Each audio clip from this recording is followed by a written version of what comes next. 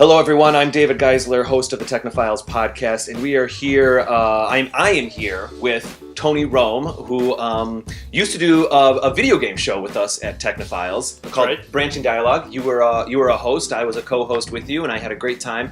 So this is what happened. Of course, we are doing a special report right now about the Nintendo Switch. I almost said Nintendo NX. I've been saying NX all NX the whole time. Now, we actually did a Nintendo NX episode on Branching Dialogue. You might recall. Most of the time, we were just like, what does it do? I don't know. Yeah. Would it be cool if it did this? Yeah, absolutely. So Nintendo made an announcement this morning by releasing a trailer, essentially just dropping. Hardly a trailer. Yeah. So why do you say hardly? Well, they showed a lot of mechanicals. Promo video. Yeah. More of a promo video. Yeah. Fair enough. Okay, so why don't you set up to our audience who already knows this, but why don't you set up what happened this morning on the internet? All right, so at 9 p.m. Central Standard Time, 9 a.m. Central Standard Time, Nintendo released a video, a promo teaser trailer for the NX, the Switch, that showed mostly just the hardware and what it can do. We started in with that shot of hip young cool guy playing the Zelda Breath of the Wild, sitting in a conventional couch playing what appears to be a conventional video game on a TV, on a very nice TV in a very nice apartment. Yeah, fair enough. Playing Zelda Breath of the Wild, it looks like. And at first glance, if I may, on a controller that looks fairly regular. Well, it was, at first glance. That's right. It was a standard controller. Then we see that, and then that's where basically the standard stops. Mm-hmm. Right now, this trailer was all about the controller, the Joy-Con controller sticks things, I guess. Yeah. Because the first thing that he does is he gets up. He disassembles his controller. Essentially disassembles it. There's like a middle hub, maybe with a battery in it, but he takes this thing and clicks off the right side with the buttons and clicks off the left side with the buttons. And he essentially unvoltrons his controller and revoltrons onto a tablet-looking device that's docked in where your traditional console would be. It lifts up and pulls out the tablet. It's almost as if I've got a Wii here. It's not plugged in yet or anything, but it's almost as if it's almost Wii-shaped like that. He kind of just clicks in and pulls the thing out. So the first thing you notice is the dock. It looks very, very small form factor. Yeah, and it's really all about the tablet. The tablet is essentially the console. It's the brains. Yeah, for sure. Yeah, everything is contained in that tablet. We see people carrying it around with them. I think the next shot is. Well, what happens is his dog wants to go outside. That's right. And that's what motivates the whole thing as far as the narrative of this thing. So he clicks into it, and the next thing we see, he's out in the park while his dog's running around, and he's playing the exact same game, Zelda Breath of the Wild. The exact same game. Like this. And in the trailer, from what we can see, it looks like it's meant to be the same resolution, same quality, which is a really big thing that I think we need to talk about. Now, you and I, on our NX episode from like a year ago or whatever, we were discussing that Nintendo did say at that time, approximately a year ago, that that the NX platform, we'll just say, would be scalable. And perhaps they alluded to, or we were inferring that maybe you play Smash Brothers on your big screen and it's got all the bloom effects and the whatever, and then you go to a handheld and it's scaling back a little bit like how the two Smash Brothers worked on DS and Wii U. Right, exactly. And you know what? Maybe that was some kind of feeler test out? Well, I tell you what, I don't want to jump to the end here, but I put some stuff out on Facebook asking people what their thoughts were about this. And David Love, actually, he pointed something like that out exactly. We'll talk about some of the other things, but I'll quote him real quick. So David Love here, he says, "Nifty, it looks like the Wii U was an intermediate step to get to this thing. It'll be interesting to see what the software load is like. Why, I'm wondering if the Switch, in addition to being a gaming console, could make a useful general-purpose tablet. Probably hoping too much from Nintendo. But as long as it's streaming video and a web browser, we're 9/10 of the battle." Okay, so he kind of goes into a second point there, which we can touch on later. But this idea of the Wii U, which we've both had plenty of conversations with, you own one, I don't yet. Kind of wanted one, but could never push over the edge. We actually had that conversation when we had our NX episode. You were at the point where it's like, there's a lot of cool things on the Wii U I want to be doing, but if Nintendo's going to be pushing out this NX, Yeah. Might as well wait. And, I share kind of the same opinion. Might as well wait at this point. And there was also a lot of talk about the Wii U games being compatible with NX, which leads me to another part of the video. They didn't say anything about that, though. This video we would be forced to deduce from this video that a disc will not go into this system. Right. Literally into the tablet part of the system. Right. Now, I can't help but say, and I'm serious about this is us now speculating, because we can sit here and rehash the trailer, but here's some of my thoughts about what's going on there. That hub that the system connects into, it sure looked like there were 2 USB ports on the edge of that thing. Yeah. On the back of it, on the side of it, however you want to look at it. Now, maybe that's for controllers. I don't really know if that's the way they're going with that. It's conceivable. I'm not joking. It's conceivable that like a super drive, like how Mac had their super drive that you plug in back a couple years ago. Maybe you could for $50 get a disc drive that plugs in and it still plays GameCube, Wii, and Wii U. Stretching that out a little bit more, you probably wouldn't be able to play that on the tablet version. It'd probably be confined to the TV. But that's true. Anyways, that's true. But then maybe right. There's a lot of maybes here, but that's something. So what did you notice about the format? It is card based. If we see a cartridge, we're gonna assume that that's the game. And a lot of people are really excited about it. Personally, I am. I am too. I'm done with discs. It's just done with it. It's a tactile, visceral, nice feeling. Yeah. And something that they highlighted in the trailer was the sound that it makes when you switch. Oh yeah, and immediate. This trailer leads us to believe that when you click your controllers in and pull this thing out, there's no pause. Right. There's no sync to cloud. There's none of that. It's boom. It just goes. Which is really, if you think about it, it's probably just a video port going out. But like, fine. When we talked about the NX a year ago, Nintendo had something in a press release or something. And I'm very much just saying something right now. But there was something we found where they were saying that it would be multiple hardware platforms, which I think that this trailer is satisfying. But that is not. We could potentially look past that. They could easily bring out a different, like a Nintendo 2DS type of answer, like an $80 version that plays the games on a different GPU, different CPU, whatever. That's conceivable. That's not explicitly shown to not be true in this video. Right.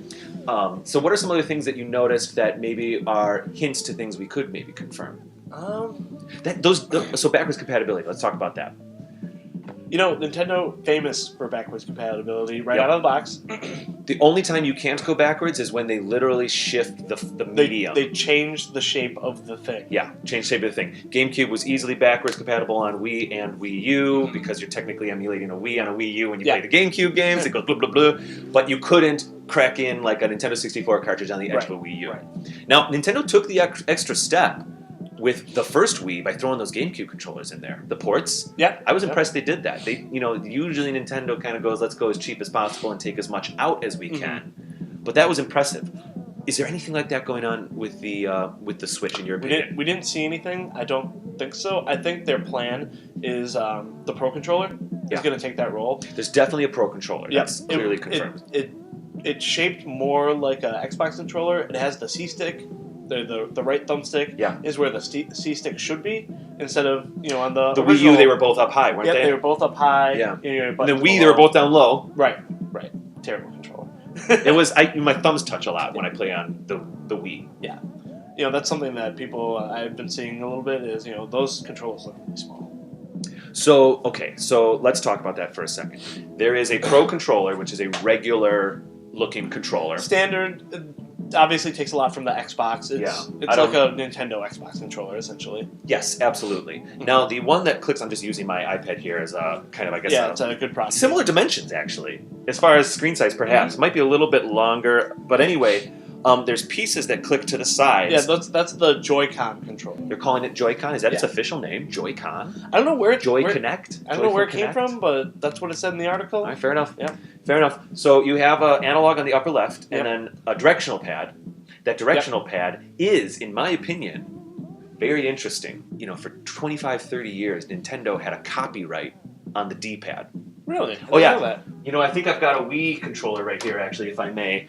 And this the one on the original Nintendo controller had a copyright, and people couldn't copy those dimensions. Yeah. Which is why PlayStation got around it by putting those divots in the middle, making it look like 4 buttons.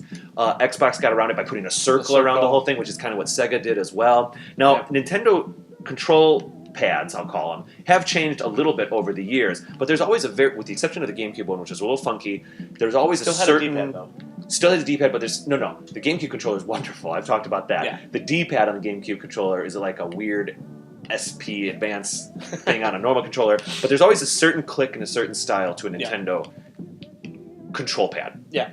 This control pad's different. Can you tell people what is different about it? I'm putting you on the spot here. I'm wondering. I think it's buttons now. It's buttons. Yeah. That's it. So we do not have the up, down, left, right. We have 4 buttons in the place of up, down, left, right. Thought it was a little weird at first, kind of like the C buttons on a Nintendo 64 controller. That's exactly what I thought of because it has the little triangles on it. The little triangles are on them. And then you have on the right side an analog stick down low, and then another 1, 2, 3, 4 buttons up top. Now this gets very interesting because, the Wii controllers here, it was cool, I keep pulling this thing out, that you, people love that when you played a virtual console game or plenty of other games, you hold them sideways, hold it like a classic Nintendo controller. They're definitely doing that with these Joy-Con controllers. So you have 2 controllers on the edges, you can click them off, hold them like 2 nunchucks if you need to.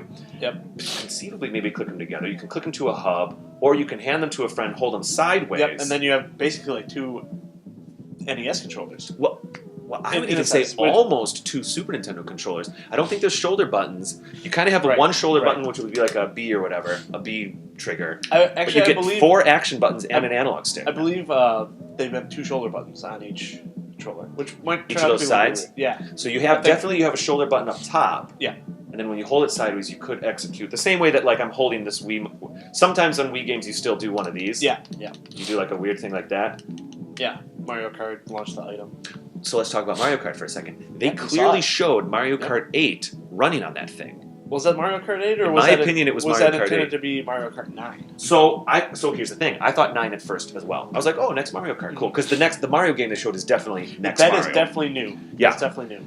But then they showed Splatoon, and it didn't look any different than the normal Splatoon. I know that there's talks about a sequel to Splatoon. Yeah. I hope it's more of like a 1.5 so that it's compatible with the Wii U Splatoon. Personally, I hope that. I think so too. I think the big hurdle that they need to get over is making it compatible with the Pro Controller. Yeah. Because I think that was a big thing holding it back in esports, which they clearly showed they wanted to do. In this trailer. They made a big production out of showing a professional Splatoon team on stage playing it in a major arena. They want this to happen. I would go so far as to say that was the finale of the video. Oh, yeah. They showed them all playing on their little things. They went out there, clicked, did a Pro Controller, and Nintendo was clearly saying, we want to be a part of esports. Yep. And they're doing a thing that way. So that might lead us to, seeing Mario Kart on there, I really thought that was Mario Kart 8. I could be wrong. I was hoping that implied some backwards compatibility.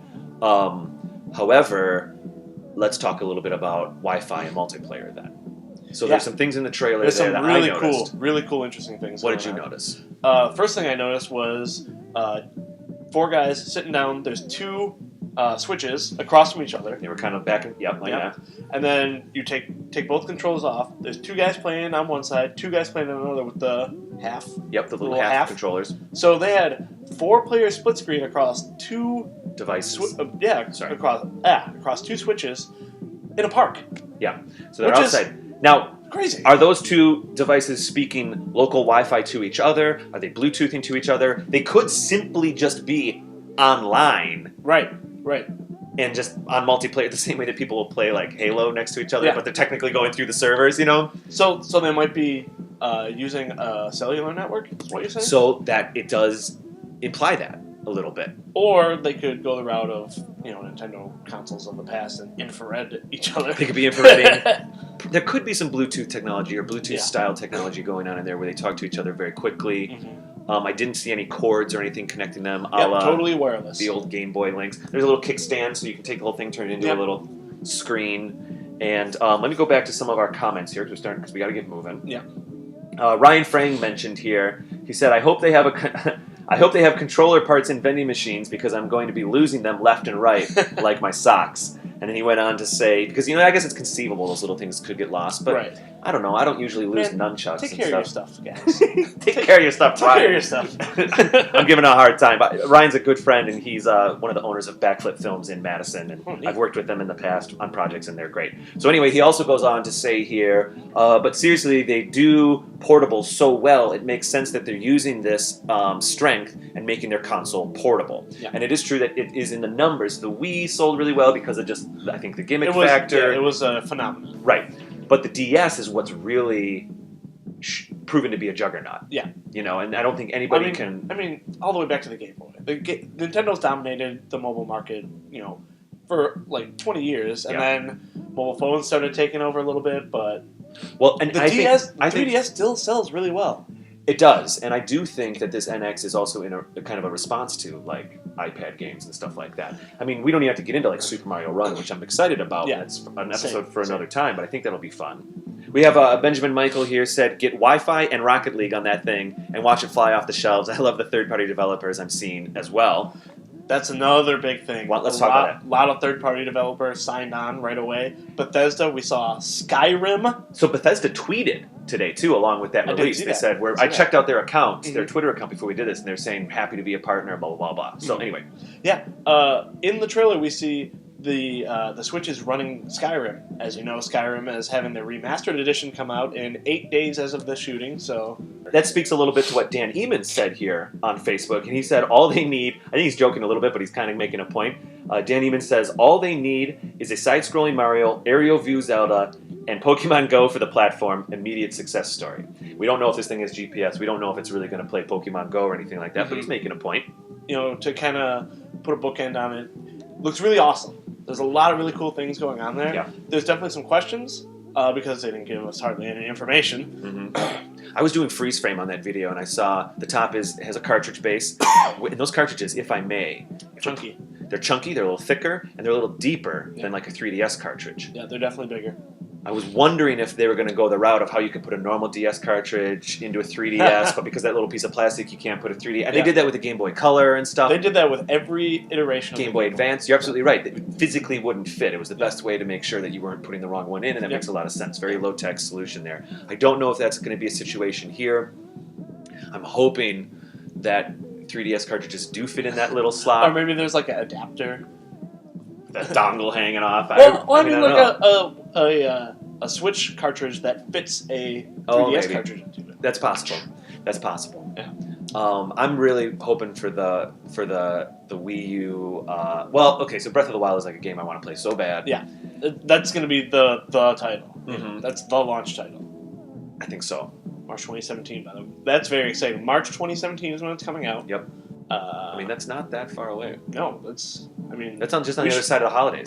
We should be getting more information like pretty quick. And March is weird too because that's not gearing up for a holiday release. No, you know what I mean. You know what? I think it's interesting. Nintendo, I've noticed, does favor March a little bit with their releases. I've noticed a trend.